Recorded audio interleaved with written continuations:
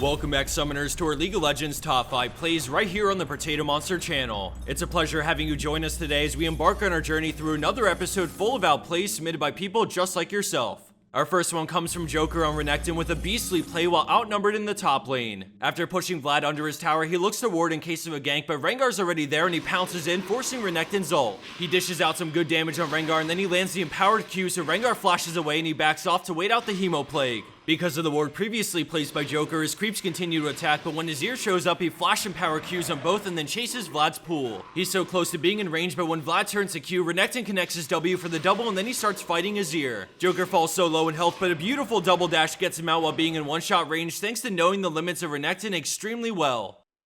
Up next in our lineup, we have another champion we don't usually see within our top 5s, with the Theldude playing Master Yi. He was looking to clean up the low health Vi in the enemy team, but she made it away, so now he's in a weird spot. Garen gets the silence off, which gets chained into Vi ult as Yi drops low, but he W's a ton of the burst from Vi and then Alpha strikes her for the kill. He kites away until the last second, Alpha striking Garen's Q by jumping to the creep and then he takes off, but Garen's closing in. Right before Yi gets silenced, Garen's Q falls off, so he turns with an auto before kiting for a moment and meditating the fatal blow, which allows him to get the double. He has no time to catch his breath because the enemy Ziggs is here to clean up, so he makes the break for it, but Ziggs flashes in to block the escape. Right before dying, another Alpha Strike gets him out of the minefield, and then Ziggs goes for the Mega Inferno Bomb, but a beautiful Meditate reduces the damage enough for him to survive. With no flash up, Hecarim gets a free kill on Ziggs, making this a 3 for nothing.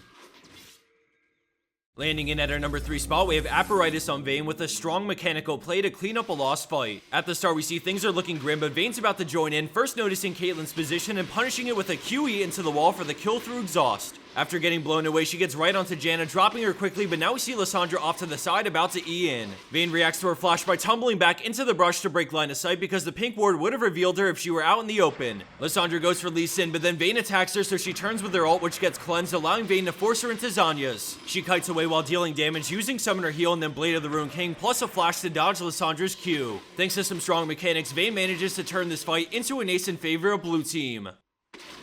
Coming in at second place, we have Ccinamon on Orianna, and currently at the start of this play, both teams are neck and neck, so this fight looks like the tipping point for either team. Red team is better positioning with the Scuttle Crab, while Veigar and Yasuo zone them from getting any shots at Dragon. All of a sudden it bugs out and resets, but Veigar gets jumped on by Rengar, so the whole team turns to fight. Veigar goes down, but then Orianna moves the ball, going for a preemptive shockwave as Nunu starts channeling Absolute Zero. Orianna's ult hits all 5, which sets up the 5-man last breath into Absolute Zero, and just like that, you blinked and red team's back in this. They feel confident in this 2v2, so they press on, both going after different targets to secure the final 2 kills that pick them up the ace.